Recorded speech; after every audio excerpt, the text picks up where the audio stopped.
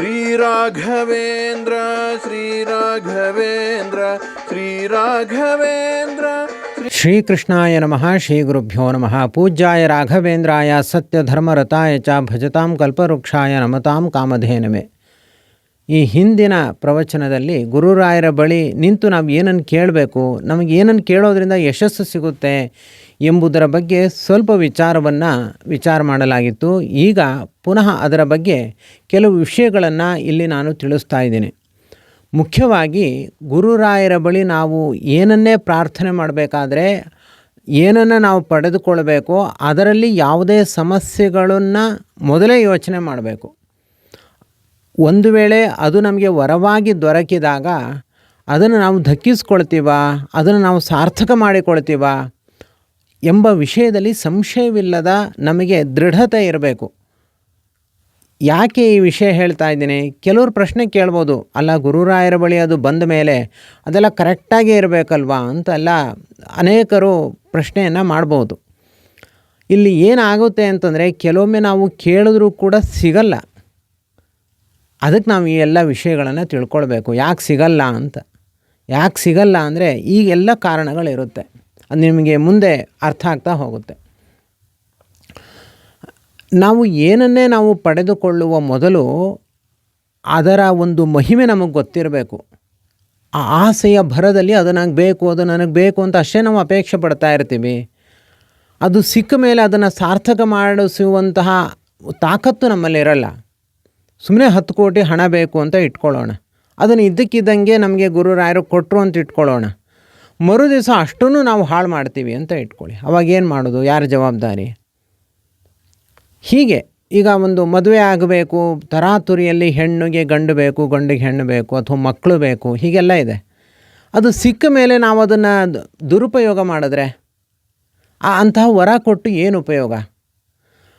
ಆದ್ದರಿಂದ ಅಂತಹ ಸಂದರ್ಭದಲ್ಲಿ ನಮಗೆ ಗುರುರಾಯರು ವರವನ್ನೇ ಕೊಡಲ್ಲ. ಅದಕ್ಕೆ ನಾನು ಹೇಳೋದು, ನಾವು ಏನನ್ನು ಕೇಳ್ತೀವೋ ಅದನ್ನು ನಾನು ಸಾರ್ಥಕ ಮಾಡಿಕೊಳ್ತೀನಿ ಅನ್ನುವಂತಹ ನಮ್ಮಲ್ಲಿ ದೃಢತೆ ಇರಬೇಕು. ಅದರ ಬಗ್ಗೆ ಸಂಪೂರ್ಣ ಯೋಚನೆಯನ್ನು ಮಾಡಿರಬೇಕು. ಇದು ಬಹಳ ಮುಖ್ಯವಾದ ವಿಷಯ ನಾನಿಲ್ಲಿ ಹೇಳ್ತಾ ಇರುವಂಥದ್ದು. ನಾವು ದುಡುಕಿ ಎಲ್ಲವನ್ನೂ ಕೂಡ ಅವಸರದಲ್ಲಿ ನಾವು ಇನ್ನೊಬ್ಬರನ್ನು ನೋಡಿ ಅಥವಾ ನಮ್ಮ ಮನಸ್ಸಿಗೆ ನಾವು ಸರಿಯಾದ ವಿಚಾರ ವಿಮರ್ಶೆಗಳನ್ನು ಮಾಡದೇನೆ ಅದು ಬೇಕು ಅಂತ ಅಷ್ಟೇ ಕೇಳ್ತಾ ಇರ್ತೀವಿ. ಅದು ಸಮಾಜದಲ್ಲಿ ಏನೋ ಒಂದು ನಮ್ಮ ದೊಡ್ಡಸ್ತಿಗೆಯನ್ನು ತೋರಿಸಿಕೊಳ್ಳೋದಕ್ಕೆ ಕೇಳ್ತಾ ಇರ್ತೀವಿ. ಅದು ಸಿಕ್ಕಿತು ಅಂತ ಆದಮೇಲೆ ನಾವು ಅದನ್ನು ದುರುಪಯೋಗ ಮಾಡ್ತೀವಿ ಅಥವಾ ಅದನ್ನು ಸರಿಯಾಗಿ ಅದನ್ನು ವಿನಿಯೋಗ ಮಾಡಲ್ಲ. ನೀವು ನೋಡಿ, ಜಗತ್ತಿನಲ್ಲಿ ಯಾರಿಗಾದರೂ ಇದ್ದಕ್ಕಿದ್ದಂತೆ 1 ಕೋಟಿ 5 ಕೋಟಿ 10 ಕೋಟಿ ದುಡ್ಡು ಬಂತು, ಲಾಟ್ರಿ ಹೊಡಿತು ಅಂತ ಇಟ್ಕೊಳ್ಳಿ, ಅವರು ಅದನ್ನು ಉಳಿಸ್ಕೊಳ್ಳೋದೇ ಇಲ್ಲ. ಅವರು ಅದನ್ನು ಖಂಡಿತ ಹಾಳು ಮಾಡಿರ್ತಾರೆ. ಯಾಕೆ ಅಂದರೆ ಅವ್ರಿಗದರ ಮಹತ್ವ ಗೊತ್ತಿಲ್ಲ. ಮಹತ್ವ ಗೊತ್ತಿದ್ರೂ ಕೂಡ ಅದನ್ನು ಹೇಗೆ ಸಾರ್ಥಕ ಮಾಡಬೇಕು ಅನ್ನೋ ಒಂದು ಪರಿಜ್ಞಾನವೂ ಕೂಡ ಅವ್ರಿಗಿರಲ್ಲ. ಹಾಗಾಗಿ ನಾವು ಯಾವುದೇ ಒಂದು ಸಂಪತ್ತನ್ನು ಗಳಿಸುವ ಮೊದಲು ಅದನ್ನು ಮುಂದೆ ಹೇಗೆ ನಾವು ಸಾರ್ಥಕ ಮಾಡಿಕೊಳ್ತೀವಿ ಅನ್ನುವಂಥ ಅಂಶ ಬಹಳ ಮುಖ್ಯ. ಇದನ್ನು ನಾವು ಯಾವುದೇ ಒಂದು ಇಷ್ಟಾರ್ಥವನ್ನು ನಾವು ಮನಸ್ಸಿನಲ್ಲಿ ದೃಢವಾಗಿ ಇಟ್ಕೊಂಡಾಗ ಅದನ್ನು ನಾವು ಅರ್ಥ ಮಾಡಿಕೊಳ್ಬೇಕು. ಆರೋಗ್ಯ ಬೇಕು ಅಂತ ಬಹಳ ಜನಕ್ಕೆ ಅಪೇಕ್ಷೆ ಇರುತ್ತೆ. ಸರಿ, ಆರೋಗ್ಯ ಸಿಕ್ಕ ಮೇಲೆ ಏನು ಮಾಡ್ತಾರೆ? ಏನೂ ಮಾಡಲ್ಲ, ಊಟ ಮಾಡ್ತಾರೆ, ಮಲ್ಕೊಳ್ತಾರೆ. ಏನು ಉಪಯೋಗ? ಆರೋಗ್ಯ ಸಿಕ್ಕ ಮೇಲೆ ಕ್ಷಣವನ್ನು ಕೂಡ ನಾನು ಸಾರ್ಥಕ ಮಾಡ್ತೀನಿ, ನನ್ನಿಂದ 10 ಜನಕ್ಕೆ ಉಪಕಾರ ಆಗಬೇಕು, ಅಥವಾ ನಾನು ಕೂಡ ಆತ್ಮೋದ್ಧಾರ ಮಾಡಿಕೊಳ್ಬೇಕು, ಈ ಒಂದು ತುಡಿತ ಮನಸ್ಸಿನಲ್ಲಿ ಇತ್ತು ಅಂತಂದರೆ, ಆರೋಗ್ಯ ಹದಗೆಟ್ಟಿದವನಿಗೆ ಆರೋಗ್ಯ ಬಂತು ಅಂತಂದರೆ ಅದು ಸಾರ್ಥಕ. ಇಲ್ಲದೇ ಇದ್ದರೆ ಅನಾರೋಗ್ಯ ಇದ್ರೇನು ಆರೋಗ್ಯ ಇದ್ರೇನು, ಹೇಗಿದ್ದರೂ ಕೂಡ ಅವರು ಮಾಡೋದು ಅಷ್ಟೇ ಕೆಲಸ ಅಲ್ವಾ? ಹೀಗೆ ಪ್ರತಿಯೊಂದು ವಿಷಯ ನಾನು ಒಂದು ಅಂತ ಟಾರ್ಗೆಟ್ ಮಾಡಿ ಹೇಳ್ತಾ ಇಲ್ಲ. ಯಾವುದೇ ಒಂದು ಸಂಪತ್ತು, ಯಾವುದೇ ಒಂದು ಇಷ್ಟಾರ್ಥ ನಾವು ಪಡೆದುಕೊಳ್ಬೇಕಾದ್ರೆ ಅದು ಸಿಕ್ಕ ಮೇಲೆ ನಾವು ಅದನ್ನು ಸಾರ್ಥಕ ಮಾಡಬೇಕು. ಮಗ ಇಲ್ಲ, ಮಕ್ಕಳು ಹುಟ್ಟಿದ ಮೇಲೆ ಏನು ಮಾಡ್ತೀರಿ? ಮಕ್ಕಳನ್ನು ಬಿಟ್ಟಿರುವಂಥದ್ದು ಅಷ್ಟೇ ಕೆಲಸ ಆಗಿಬಿಟ್ರೆ ಮಕ್ಕಳೇ ಆಗಬೇಕು. ಆ ಮಕ್ಕಳು ಹುಟ್ಟಿದ ಮೇಲೆ ಅವರನ್ನು ಎಲ್ಲ ರೀತಿಯಲ್ಲಿ ಸುಸಂಸ್ಕೃತರನ್ನಾಗಿ ತಯಾರು ಮಾಡುವಂಥ ಜವಾಬ್ದಾರಿ ನಮ್ಮಲ್ಲಿ ಇರುತ್ತೆ ಅಲ್ವಾ? ಇದನ್ನು ನಾವು ಅರ್ಥ ಮಾಡಿಕೊಂಡು ಆಯಾ ಪದಾರ್ಥವನ್ನು ನಾವು ಅಪೇಕ್ಷೆ ಪಡಬೇಕು. ಸರಿ, ಆಯಿತು, ಇಷ್ಟೆಲ್ಲ ನಾವೀಗ ಮಾನಸಿಕವಾಗಿ ನಾವು ಸಿದ್ಧರಾಗಿದ್ದೀವಿ ಅನ್ನೋರಿಗೇನು ನೆಕ್ಸ್ಟ್ ಉತ್ತರ ಅಂತ ಪ್ರಶ್ನೆ ಬರುತ್ತೆ. ಅದಕ್ಕೆ ನಾವು ಏನೇ ಒಂದು ಇಷ್ಟಾರ್ಥವನ್ನು ನಾವು ಮನಸ್ಸಿನ ನಾವು ತಂದುಕೊಳ್ಬೇಕು ಅಂತಂದರೆ ಮೊದಲು ನಮ್ಮ ದೇಹದಲ್ಲಿರುವಂಥ ಎಲ್ಲ ಪಾಪಗಳು ಪರಿಹಾರ ಆಗಬೇಕು. ಅದಕ್ಕೆ ನಾವು ಏನು ಮಾಡಬೇಕು, ಅದಕ್ಕೊಂದು ಉಪಾಯ ಇದೆ. ನಾವು ಬೆಳಿಗ್ಗೆ ಹಿಂದಿನ ದಿವಸದ ಸೂರ್ಯೋದಯದಿಂದ ಇವತ್ತಿನ ಬೆಳಿಗ್ಗೆ ಸೂರ್ಯೋದಯದ ತನಕ ಅನೇಕ ಪಾಪಕರ್ಮಗಳನ್ನು ಮಾಡ್ತೀವಿ. ಹೇಗೆ ಒಳ್ಳೆಯ ಕೆಲಸವನ್ನು ಮಾಡ್ತೀವೋ ಹಾಗೆ ಕೆಟ್ಟ ಕೆಲಸವನ್ನು ಕೂಡ ನಾವು ಇಷ್ಟ ಇದ್ದೋ ಇಷ್ಟ ಇಲ್ಲದೆಯೋ ಮಾಡ್ತೀವಿ. ಹಾಗಿದ್ರೆ ಮಾಡುವಂತಹ ಆ ಪಾಪಗಳನ್ನು ಹಾಗೆ ಇಟ್ಕೊಂಡು ಬಿಡೋದಾ? ನಮ್ಮನ್ನು ನಾವು ಕ್ಷಮಿಸ್ತಾನೇ ಇರ್ತೀವಿ ಪ್ರತಿಕ್ಷಣ. ಹಾಗಾಗಿ ಅದಕ್ಕೇನು ತಪ್ಪೊಪ್ಪಿಗೆ ಇಲ್ಲದೆ ಹಾಗೆ ಅದನ್ನು ನಾವು ದೇಹದಲ್ಲಿ ಸೇರಿಸ್ಕೊಂಡು ಬಿಡೋದಾ? ರಕ್ತದ ಜೊತೆಯಲ್ಲಿ ಅದನ್ನು ಕೂಡ ಸೇರಿಸಿಕೊಂಡು ಬಿಡೋದಾ ಅಂದರೆ ಹಾಗಲ್ಲ. ಅದಕ್ಕೊಂದು ಕ್ರಮವನ್ನು ಶಾಸ್ತ್ರದಲ್ಲಿ ತಿಳಿಸಿದ್ದಾರೆ. ಆ ಭಗವಂತನಲ್ಲಿ ನಾವು ಶರಣಾಗತರಾಗಬೇಕು ಇತ್ಯಾದಿಯಾಗಿ. ಆದರೆ ನಾನಿಲ್ಲಿ ಒಂದು ಅಂಶವನ್ನು ನಿಮಗೆ ಹೇಳ್ತೀನಿ.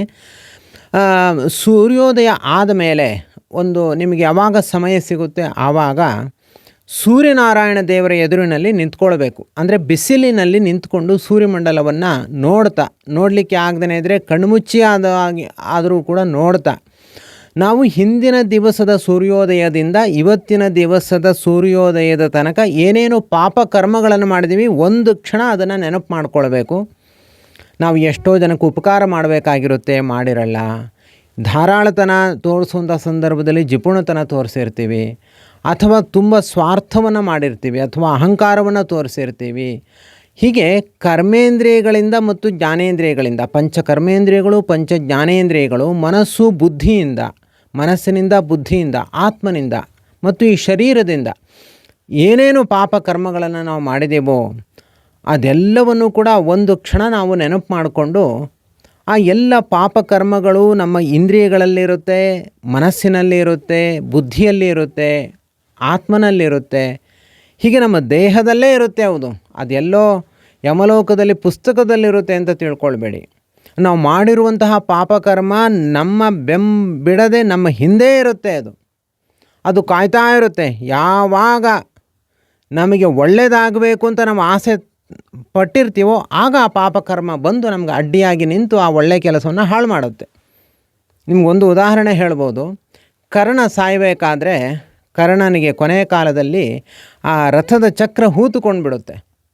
ಆವಾಗ ಕೃಷ್ಣನಿಗೆ ಅವನು ರಿಕ್ವೆಸ್ಟ್ ಮಾಡ್ತಾನೆ, ಅರ್ಜುನನಿಗೆ ರಿಕ್ವೆಸ್ಟ್ ಮಾಡ್ತಾನೆ, ಕರ್ಣ ನಾನು ರಥದ ಚಕ್ರ ಹೂತು ಹೋಗಿದೆ, ಎತ್ತಬೇಕಾಗಿದೆ, 1 ನಿಮಿಷ ಅವಕಾಶ ಕೊಡು ಅಂತ. ಆವಾಗ ಕೃಷ್ಣ ಪರಮಾತ್ಮ ಹೇಳುವಂಥ ಮಾತು, ನೀನು ಇಲ್ಲಿಯ ತನಕ ಮಾಡಿರುವಂಥ ಎಲ್ಲ ಪಾಪಕರ್ಮಗಳು ಕಾಯ್ತಾ ಇವೆ, ನಾನು ಅವಕಾಶ ಕೊಡ್ಬೋದು, ನೀನು ಮಾಡಿದ ಪಾಪಕರ್ಮಗಳು ನಿನಗೆ ಅವಕಾಶ ಕೊಡಲ್ಲ, ನಿನಗೀಗ ಅವಕಾಶ ಇಲ್ಲ, ನಿನ್ನ ಅವಸಾನ ಹತ್ತಿರ ಆಗಿದೆ ಅಂತ ಕೃಷ್ಣ ಪರಮಾತ್ಮ ಕರ್ಣಪರ್ವದಲ್ಲಿ ಹೇಳುವಂಥ ಒಂದು ಅದ್ಭುತವಾದ ಸನ್ನಿವೇಶ ಇದೆ. ಅದರಂತೆ ನಾವು ಏನೇ ಒಂದು ಒಳ್ಳೆಯ ಕೆಲಸ ಮಾಡಲಿಕ್ಕೆ ಹೊರಟಿರ್ತೀವಿ, ನಾವು ಮಾಡಿದ ಪಾಪಕರ್ಮಗಳು ಅಡ್ಡಿಯಾಗಿ ಬಂದು ನಿಂತ್ಕೊಳ್ಳುತ್ತೆ. ನಾವು ಅಂದ್ಕೊಂಡಿರ್ತೀವಿ ನಾವು ಏನೇ ಪಾಪಕರ್ಮ ಮಾಡಿದ್ರೂ ಕೂಡ ನಮಗೆ ಒಳ್ಳೆಯದಾಗಬೇಕು ಅಂತ ಅಂದ್ಕೊಳ್ತೀವಿ, ಆದರೆ ಅದು ಆಗಲ್ಲ. ಹಾಗಾಗಿ ನಾವು ಏನು ಪಾಪಕರ್ಮಗಳನ್ನು ನಾವು ಮಾಡ್ತಾ ಬಂದಿದ್ದೀವೋ ಅದೆಲ್ಲವನ್ನೂ ಕೂಡ ನಾವು ಸ್ಮರಣೆ ಮಾಡಿಕೊಂಡು ಆ ಸೂರ್ಯನಾರಾಯಣ ದೇವರ ಮುಂದೆ ಅದನ್ನು ನಾವು ತಪ್ಪು ಒಪ್ಕೊಳ್ಬೇಕು.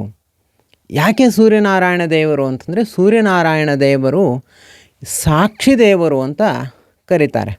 ಅಂದರೆ ನಾವು ಮಾಡುವ ಎಲ್ಲವನ್ನೂ ಕೂಡ ಅವರು ನೋಡ್ತಾರೆ, ಎಲ್ಲವನ್ನೂ ನೋಡಿರ್ತಾರೆ. ಅವರು ನೋಡಿರ್ತಾರೆ. ನಾವು ಕಣ್ಣು ತಪ್ಪಿಸಿಕೊಂಡು ಯಾವ ಕೆಲಸವನ್ನು ಕೂಡ ಮಾಡಲಿಕ್ಕೆ ಸಾಧ್ಯ ಇಲ್ಲ.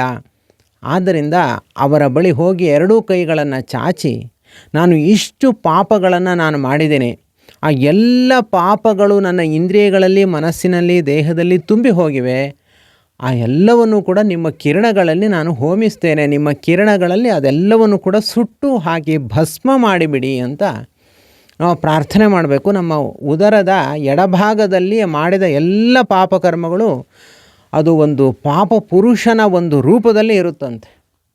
ಅದನ್ನು ನಾವು ಸೂರ್ಯಮಂಡಲದಲ್ಲಿ ಅದನ್ನು ಸುಟ್ಟು ಹಾಕಿಬಿಡಬೇಕು. ಅಂದರೆ ಆ ಪ್ರಖರವಾದ ಕಿರಣಗಳು ಎಲ್ಲ ಪಾಪಗಳನ್ನು ಸುಟ್ಟು ಹಾಕುತ್ತೆ ಅಂತ ಚಿಂತನೆ ಮಾಡಬೇಕು. ನಾವು ಅದನ್ನು ಸಾಧ್ಯವಾದರೆ ಒಂದು ಪಾಪ ಪುರುಷ ಅಂತ ಚಿಂತನೆ ಮಾಡಿ ಅವನನ್ನು ನಾವು ದೇಹದಿಂದ ಹೊರಗಡೆ ತೆಗೆದು ಹಾಗೆ ಚಿಂತನೆ ಮಾಡಿ ಅದನ್ನು ಸೂರ್ಯ ಕಿರಣಗಳು ಸುಟ್ಟು ಭಸ್ಮವಾಗಿದೆ ಅಂತ ಚಿಂತನೆ ಮಾಡಿ ನಮ್ಮ ದೇಹದಿಂದ ಆ ಪಾಪ ಪುರುಷ ಹೊರಟು ಹೋದ ಅಂತ ನಾವು ಚಿಂತನೆಯನ್ನು ಮಾಡ್ಬೋದು. ಅದು ಶಾಸ್ತ್ರದಲ್ಲಿ ಸ್ವಲ್ಪ ಬೇರೆ ರೀತಿಯಾಗಿ ಹೇಳಿದ್ದಾರೆ, ನಾನಿಲ್ಲಿ ನಿಮ್ಮ ಅನುಕೂಲಕ್ಕೋಸ್ಕರ ಬೇರೆ ರೀತಿಯಾಗಿ ಹೇಳ್ತಾ ಇದ್ದೇನೆ. ಹೀಗೆ ನಾವು ಸೂರ್ಯನಾರಾಯಣ ದೇವರಲ್ಲಿ ತಪ್ಪನ್ನು ಒಪ್ಪಿಕೊಂಡು ಚಿಂತನೆಯನ್ನು ಮಾಡಿದ್ರೆ ನಮ್ಮ ದೇಹ ಈಗ ಶುದ್ಧಿಯಾಗುತ್ತೆ, ನಮ್ಮ ಆತ್ಮ ಶುದ್ಧಿಯಾಗುತ್ತೆ. ಹೀಗೆ ನಮ್ಮ ದೇಹ ಆತ್ಮಗಳು ಶುದ್ಧಿಯಾದ ಮೇಲೆ ಪಾತ್ರೆ ಶುದ್ಧಿ ಆಯಿತು. ಈಗ ನಾವು ಅನುಗ್ರಹವನ್ನು ನಾವು ಪಡೆದುಕೊಳ್ಳಬಹುದು. ಗುರುರಾಯರಿಂದ, ಹನುಮಂತ ದೇವರಿಂದ, ರಾಮದೇವರಿಂದ ಬೇಕಾದ ಅನುಗ್ರಹಗಳನ್ನು ನಾವೀಗ ಪಡೆದುಕೊಳ್ಳಬಹುದು. ಯಾಕೆ ಅಂತಂದರೆ, ಇಲ್ಲಿ ಒಂದು ವೇಳೆ ನಾವು ಪಾಪವನ್ನು ಹಾಗೆ ದೇಹದಲ್ಲಿ ಇಟ್ಟುಕೊಂಡು ನಾವು ಪ್ರಾರ್ಥನೆ ಮಾಡಲಿಕ್ಕೆ ಹೋದರೆ ಅವರ ಅನುಗ್ರಹ ಕೊಟ್ಟರೂ ಕೂಡ ಅದು ಅಮೃತದಂತೆ ಇರುವಂತಹ ಅನುಗ್ರಹಕ್ಕೆ ದೇಹದಲ್ಲಿ ಅವಕಾಶವೇ ಇಲ್ಲ. ಯಾಕೆಂದರೆ ಪಾಪ ಪುರುಷರು, ಪಾಪ ಕರ್ಮಗಳು ಒಳಗಡೆ ಬೇಡ ಅಂತ ಅವನ್ನು ತಿರಸ್ಕಾರ ಮಾಡ್ತಾಯಿವೆ. ಒಳಗಡೆ ಯುದ್ಧ ಶುರು ಆಗಿಬಿಡುತ್ತೆ. ಅದಕ್ಕೆ ಆ ಪಾಪ ಪುರುಷನನ್ನು ದೇಹದಿಂದ ಹೊರಗಡೆ ಕಳುಹಿಸಿ ದೇಹವನ್ನು ಶುದ್ಧಿ ಮಾಡಿಕೊಂಡು ಆಮೇಲೆ ಪುಣ್ಯ ಪುರುಷನನ್ನು, ಅನುಗ್ರಹನನ್ನು ನಾವು ಒಳಗಡೆ ಇಟ್ಕೊಳ್ಬೇಕು. ಈಗ ಅನುಗ್ರಹ ಅಂತ ಅಂದರೆ, ಗುರುಗಳು ಆಶೀರ್ವಾದ ಮಾಡೋದು ಅಂತ ಅಂದರೆ ಅದೊಂದು ಅಮೃತ ಇದ್ದಂತೆ. ನಾವು ಅದನ್ನು ಸ್ವೀಕಾರ ಮಾಡೋದು ಅಂತಂದರೆ ಒಂದು ಪಾತ್ರೆಯಲ್ಲಿ ಅಮೃತವನ್ನು ಹಾಕಿಕೊಂಡಂತೆ. ಪಾತ್ರೆ ಶುದ್ಧಿ ಇರಬೇಕು. ಪಾತ್ರೆಯನ್ನು ಚೆನ್ನಾಗಿ ತೊಳೆದು ಶುದ್ಧಿ ಮಾಡಿದರೆ ಮಾತ್ರ ಅಮೃತ ಹಾಳಾಗದಂತೆ ಉಳಿಯುತ್ತೆ. ಇಲ್ಲದೇ ಇದ್ದರೆ ಕೊಳಕು ಪಾತ್ರೆಯಲ್ಲಿ ಹಾಕಿದ ಹಾಲು ಹೇಗೆ ಹಾಳು ಆಗುತ್ತೋ ಹಾಗೆ ಅಮೃತವೂ ಕೂಡ ಹಾಳಾಗೋಗುತ್ತೆ. ಈ ದೃಷ್ಟಿಯಿಂದ ನಮ್ಮ ದೇಹ ಅತ್ಯಂತ ಪವಿತ್ರವಾಗಿರಬೇಕು, ಮನಸ್ಸು ಪವಿತ್ರವಾಗಿರಬೇಕು. ಈ ಮನಸ್ಸು, ದೇಹ ಇವೆಲ್ಲವೂ ಕೂಡ ನಮ್ಮ ಅನುಗ್ರಹಕ್ಕೆ ಆಶೀಭೂತವಾಗಿರುವಂಥ ಒಂದು ಅಧಿಷ್ಠಾನಗಳು. ಅದು ಗುರುರಾಯರು ನಮಗೆ ಅನುಗ್ರಹ ಮಾಡ್ತಾರೆ ಅಂತಂದರೆ ನಮ್ಮ ಶಿರಸ್ಸಿನಿಂದ ಅಮೃತ ವೃಷ್ಟಿ ಆಗುತ್ತೆ ಪಾದಪರ್ಯಂತವಾಗಿ. ಈ ದೇಹದಲ್ಲಿ ಎಲ್ಲೆಡೆಯೂ ಕೂಡ ಮನಸ್ಸಿದೆ, ಇಂದ್ರಿಯಗಳಿವೆ. ಆ ಎಲ್ಲದಕ್ಕೂ ಕೂಡ ಅನುಗ್ರಹದ ಅಮೃತ ತಲುಪುತ್ತೆ. ಹೀಗೆ ನಾವು ದೇಹದಲ್ಲಿರುವಂಥ ಎಲ್ಲ ಪಾಪಗಳನ್ನು ಕೂಡ ಪರಿಹಾರ ಮಾಡಿಕೊಳ್ಬೇಕು. ಗುರುರಾಯರ ಅನುಗ್ರಹವನ್ನು ನಾವು ಪಡೆದುಕೊಳ್ಳಬೇಕು. ಈ ಒಂದು ದಾರಿ ಬಿಟ್ಟು ಬೇರೆ ದಾರಿ ಇಲ್ಲ. ಇತ್ತೀಚೆಗೆ ಆ ಪಾಪ ಕರ್ಮಗಳಿಗೆ ಹೆಚ್ಚು ತಲೆ ಕೆಡಿಸ್ಕೊಳ್ಬೇಡಿ. ಅದಕ್ಕೆ ಪ್ರಾಯಶ್ಚಿತ್ತು ಕೂಡ ನೀವು ಮಾಡ್ಕೊಳ್ಬೇಡಿ. ಯಾಕೆಂದರೆ ನೀವು ಅದು ಪ್ರಾಯಶ್ಚಿತ್ತವನ್ನು ಮಾಡಿಕೊಳ್ತಾ ಹೋಯಿತು ಅಂತಂದರೆ ನಿಮ್ಮ ಮನಸ್ಸು ಯಾವತ್ತೂ ಕೂಡ ನೆಗೆಟಿವ್ ಥಾಟ್ಸಲ್ಲೇ ಉಳಿದು ಬಿಡುತ್ತೆ. ಪಾಸಿಟಿವ್ ಥಿಂಕಿಂಗ್ ನಾವು ಎಷ್ಟು ಮಾಡ್ತೀವೋ ಅಷ್ಟು ನಾವು ಹೆಮ್ಮರವಾಗಿ ಬೆಳೀತಾ ಹೋಗ್ತೀವಿ. ಕೆಟ್ಟ ಕೆಲಸವನ್ನು ನೀವು ಬಿಟ್ಬಿಡಿ. ಅಂದರೆ ಅದನ್ನು ನೀವು ಅಯ್ಯೋ ನಾನು ಹೀಗೆ ಮಾಡಿಬಿಟ್ಟೆ ಅಂತೆಲ್ಲ ಅಂದ್ಕೊಳ್ಬೇಡಿ ಅಂತ ಹೀಗೆಲ್ಲ ತುಂಬ ಜನ ಶಿಕ್ಷಣವನ್ನು ನಿಮಗೂ ಕೂಡ ಮಾಡಿರ್ತಾರೆ. ಆದರೆ ನಾನಿಲ್ಲಿ ಏನು ಹೇಳ್ತಾ ಇದ್ದೀನಿ ಅಂದರೆ, ಶಾಸ್ತ್ರವನ್ನೂ ಸೇರಿಸಿ ನಮ್ಮ ಮನಸ್ಸಿನ ಶುದ್ಧತೆ, ಇತ್ತೀಚಿನ ಒಂದು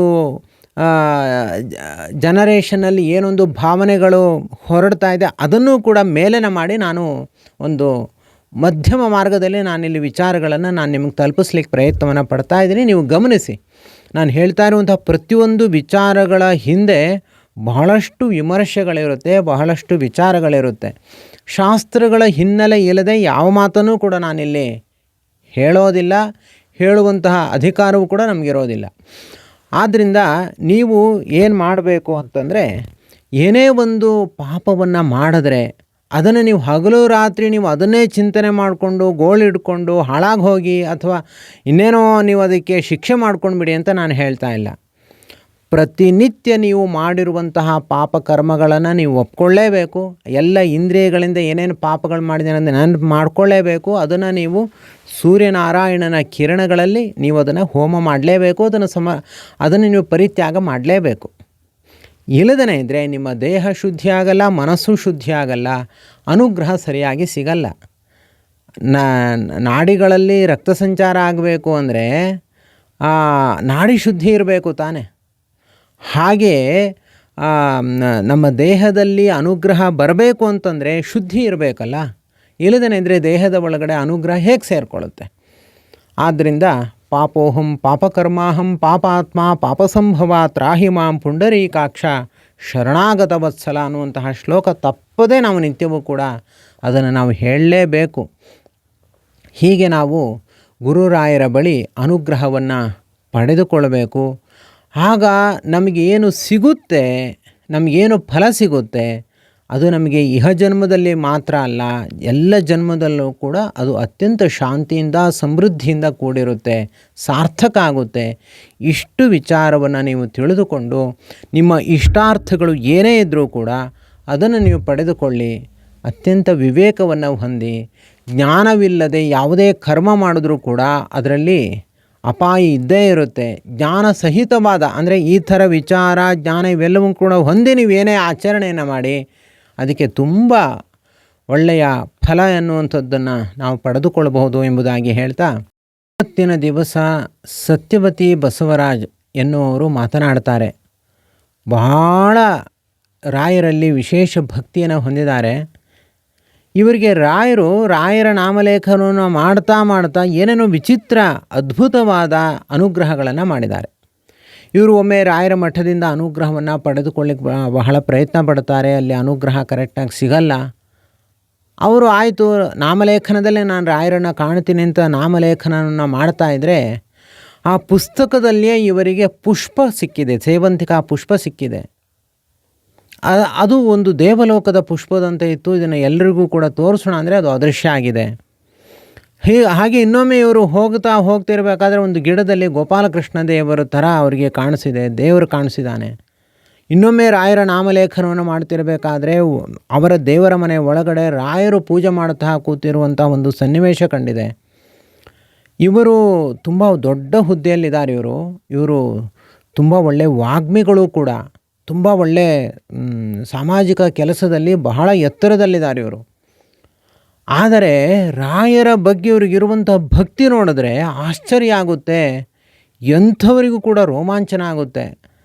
ನಮಗೆ ಅನಿಸುತ್ತೆ, ಅಯ್ಯೋ ನಾವು ಇಷ್ಟೆಲ್ಲ ಮಾಡಿ ರಾಯರು ನಮಗೆ ಅನುಗ್ರಹ ಮಾಡ್ತಿಲ್ವಲ್ಲ ಅಂತ ಎಂಥವ್ರಿಗೂ ಕೂಡ ಅನ್ನಿಸ್ಬೇಕು. ಹಾಗೆ ಇವರು ಎಲ್ಲರನ್ನೂ ಕೂಡ ಬಾಜ್ ಹಾಕಿ ಮುಂದೆ ಹೋಗಿದ್ದಾರೆ. ಇವರು ಅಷ್ಟು ರಾಯರ ಅನುಗ್ರಹಕ್ಕೆ ಪಾತ್ರರಾಗಿದ್ದಾರೆ. ಶ್ರೀಮತಿ ಸತ್ಯವತಿ ಬಸವರಾಜ್ ಇವರು ಈಗ ತಮ್ಮ ಅನುಭವಗಳನ್ನು ಹೇಳ್ತಾರೆ. ಅವರ ಬಾಯಿಂದಲೇ ನೀವು ಅವರ ಮಾತುಗಳನ್ನು ಕೇಳಿಸಿಕೊಳ್ಳಿ. ನಮಸ್ಕಾರ, ನಾನು ಸತ್ಯವತಿ ಬಸವರಾಜ್. ಶ್ರೀ ರಾಘವೇಂದ್ರ ನಾಮಲೇಖನ ಯಜ್ಞದಲ್ಲಿ ಭಾಗವಹಿಸಿದ್ದಕ್ಕೆ ಸಂತೋಷ ಮತ್ತು ಧನ್ಯತಾ ಭಾವ ಮೂಡಿದೆ. ಮನಸ್ಸನ್ನು ನಿಗ್ರಹಿಸಿ, ಮನಸ್ಸನ್ನು ಏಕಾಗ್ರಗೊಳಿಸಿ ಭಗವಂತನನ್ನು ಇರಿಸಿಕೊಳ್ಳುವ ಪ್ರಯತ್ನ, ಉಪಾಯ ಮತ್ತು ಅಭ್ಯಾಸ ಇದು ಸುಲಭವಾಗಿ ಆಗುವಂಥದ್ದಲ್ಲ ಮತ್ತು ಎಲ್ಲರಿಗೂ ಸಿಗುವಂಥದ್ದು ಅಲ್ಲ. ಯಾರು ಭಕ್ತಿ ಶ್ರದ್ಧೆಯಿಂದ ಮನಸ್ಸನ್ನು ಇಟ್ಟು ಭಗವಂತನಲ್ಲಿ ಪ್ರಾರ್ಥಿಸುತ್ತಾ ಭಗವಂತನ ಧ್ಯಾನವನ್ನು ನಿರಂತರವಾಗಿ ಮಾಡುವಂಥವರಿಗೆ ಸಾಧ್ಯವಾಗುತ್ತದೆ. ನಂಬಿ ಕೆಟ್ಟವರಿಲ್ಲವು. ಈ ಲೇಖನ ಯಜ್ಞ ನಾನು ಪ್ರಾರಂಭ ಮಾಡಿದಾಗ ಹಲವಾರು ಸಲ ನನಗೆ ಗುರು ರಾಘವೇಂದ್ರರ ಆಶೀರ್ವಾದ ಆಗಿದೆ. ಅದರಲ್ಲಿ ನಾನು 2 ಅಥವಾ 3 ಹಂಚ್ಕೊಳ್ಳೋದಕ್ಕೆ ಇಷ್ಟಪಡ್ತೀನಿ. ಮೊದಲನೇದಾಗಿ ಒಂದು ಸಲ ಅಂದರೆ ಇದೇ 24ನೇ ಇಸ್ವಿಯಲ್ಲೇ ರಾಘವೇಂದ್ರ ಆರಾಧನೆ ದಿನ ನಾನು ರಾಘವೇಂದ್ರ ಮಠಕ್ಕೆ ಹೋದೆ.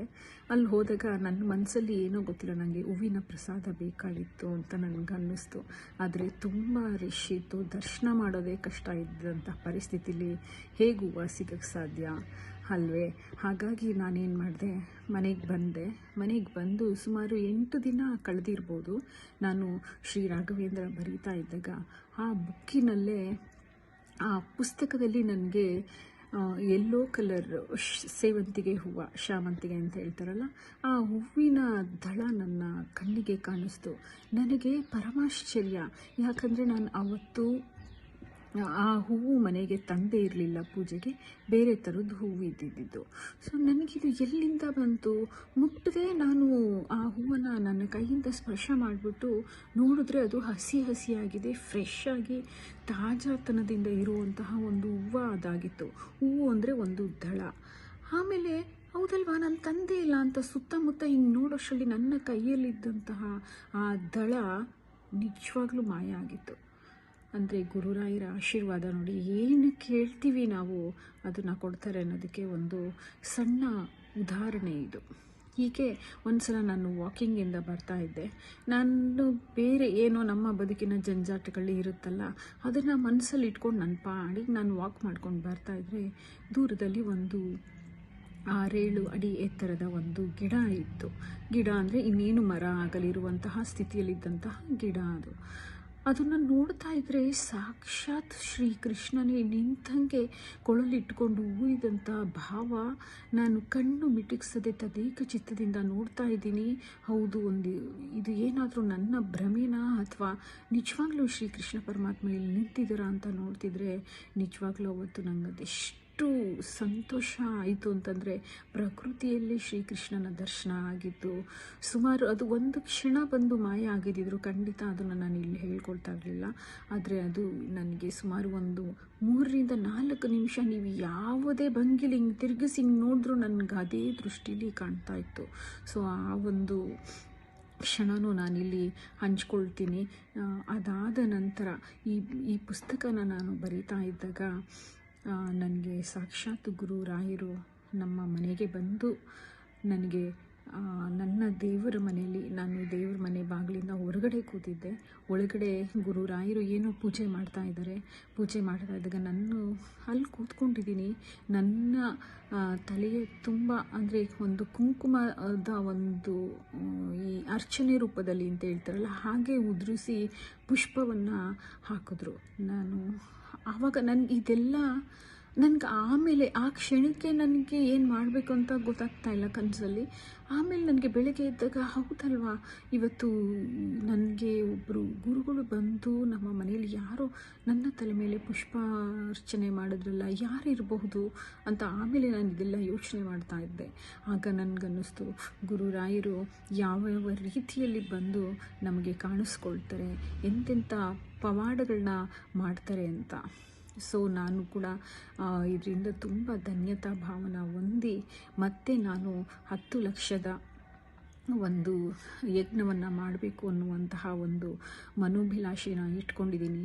ರಾಯರಿದ್ದಾರೆ, ಖಂಡಿತ ಮಾಡಿಸ್ತಾರೆ ನನ್ನ ಕೈಯಲ್ಲಿ. ಯಾಕಂದರೆ ನಾನು ಬರೆದಿದ್ದಂತಹ 1 ಲಕ್ಷಕ್ಕೆ ನನಗೆ ಇಷ್ಟೊಂದು ಅನುಭವ, ಇಷ್ಟೊಂದು ಒಂದು ಆಶ್ಚರ್ಯಕ ಘಟನೆಗಳು ನನ್ನ ಬದುಕಲ್ಲಿ ನಡೆದಿದೆ ಅಂತಂದರೆ ಇನ್ನು ಯಾಕೆ ನಾವು ಎಲ್ಲವನ್ನೂ ಕೊಡುವಂತಹ ಭಗವಂತನನ್ನು ಬಿಟ್ಟು ನಮಗೆ ಬೇರೆ ಏನಿದೆ ಅಲ್ವೇ? ನಂಬಿ ಕೆಟ್ಟವರಿಲ್ಲವೋ ಶ್ರೀ ರಾಘವೇಂದ್ರರ.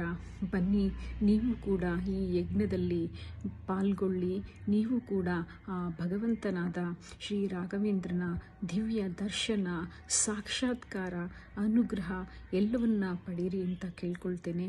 ಇಂತಿ ವಂದನೆಗಳೊಂದಿಗೆ ಸತ್ಯವತಿ ಬಸವರಾಜ್. Thank you. ಇಲ್ಲಿಯ ತನಕ ತಾವು ಕೇಳಿದಂತೆ ಶ್ರೀಮತಿ ಸತ್ಯವತಿ ಬಸವರಾಜವರು ರಾಯರ ಅನುಗ್ರಹವನ್ನು ಅದ್ಭುತವಾಗಿ ಪಡೆದುಕೊಂಡಿದ್ದಾರೆ. ಮತ್ತು ಇಷ್ಟು ಇವರು ಬ್ಯುಸಿಯಾಗಿದ್ದರೂ ಕೂಡ 10 ಲಕ್ಷ ಬಾರಿ ನಾನು ಶ್ರೀರಾಘವೇಂದ್ರ ಅಂತ ಬರೀತೀನಿ ಅಂತಂದರೆ ಇವರ ದೀಕ್ಷೆ ಎಷ್ಟು ಅದ್ಭುತವಾಗಿರಬೇಕು. ಇವರಿಗೆ ಇನ್ನೂ ಎಷ್ಟು ರಾಯರ ಅನುಗ್ರಹವನ್ನು ಮಾಡಲಿಕ್ಕೆ ಅವ್ರು ಕಾಯ್ತಿರ್ಬೋದು. ಇವೆಲ್ಲವೂ ಕೂಡ ಪರಮ ಆಶ್ಚರ್ಯಕರವಾಗಿದೆ. ನನಗೂ ಕೂಡ ಬಹಳ ಸಂತೋಷ ಆಗಿದೆ, ಆಶ್ಚರ್ಯ ಆಗಿದೆ. ಇಂತಹ ರಾಯರ ಭಕ್ತರ ಒಂದು ಸಂಪರ್ಕ ನಮಗೂ ಯಾವಾಗಲೂ 3 ಕಾಲಗಳಲ್ಲೂ ಕೂಡ ಇರಲಿ ಎಂಬುದಾಗಿ ನಾನು ಕೂಡ ರಾಯರಲ್ಲಿ ಪ್ರಾರ್ಥನೆಯನ್ನು ಮಾಡ್ತೀನಿ. ಇಂಥವರಿಗೆ ಏನು ಹೇಳಲಿಕ್ಕೆ ಸಾಧ್ಯ ಅಥವಾ ಏನು ಕೊಡಲಿಕ್ಕೆ ಸಾಧ್ಯ? ಆದರೂ ಕೂಡ ಕೇವಲ ರಾಯರ ಅನುಗ್ರಹ ಎಂಬ ದೃಷ್ಟಿಯಿಂದ ಇವರಿಗೆ ಶತಸಹಸ್ರ ಶ್ರೀ ರಾಘವೇಂದ್ರ ನಾಮಲೇಖಕ ಎಂಬ ಪ್ರಶಸ್ತಿಯನ್ನು ನಮ್ಮ ಶ್ರೀ ರಾಘವೇಂದ್ರ ಮಂತ್ರ ಮಂದಿರದ ವತಿಯಿಂದ ಪ್ರದಾನ ಮಾಡುತ್ತಿದ್ದೇವೆ. ಇವರಿಗೂ ಇವರ ವರ್ಗದವರಿಗೂ ಎಲ್ಲರಿಗೂ ಕೂಡ ಗುರುರಾಯರು ಸಂಪೂರ್ಣವಾಗಿ ಅನುಗ್ರಹವನ್ನು ಮಾಡಲಿ. ಇವರ ಯಜಮಾನರಿಗೂ ಹಾಗೂ ಇವರಿಗೂ ಎಲ್ಲ ರೀತಿಯಲ್ಲಿ ಆರೋಗ್ಯ ಆಯುಷ್ಯಗಳು ಅಭಿವೃದ್ಧಿ ಆಗುವ ಮೂಲಕ ರಾಯರು ಮತ್ತಷ್ಟು ಅನುಗ್ರಹವನ್ನು ಮಾಡಲಿ. ಇವರಿಂದ 100 ಜನರು ಆಸ್ತಿಕ ಪ್ರಪಂಚದಲ್ಲಿ ಮುನ್ನುಗ್ಗಿ ತಮ್ಮ ಸಾಧನೆಯನ್ನು ಮಾಡಿಕೊಳ್ಳಿ ಎಂಬುದಾಗಿ ಹೇಳ್ತಾ, ಯಸ್ ಸರ್ವಗುಣಸಂಪೂರ್ಣಃ ಸರ್ವದೋಷ ವಿವರ್ಜಿತಃ ಪ್ರೀಯತಾಂ ಪ್ರೀತೆಯೇ ಬಾಲಂ ವಿಷ್ಣುರ್ಮೇ ಪರಮಸ್ವರ್ಹತು. ಶ್ರೀಕೃಷ್ಣಾರ್ಪಣಮಸ್ತು.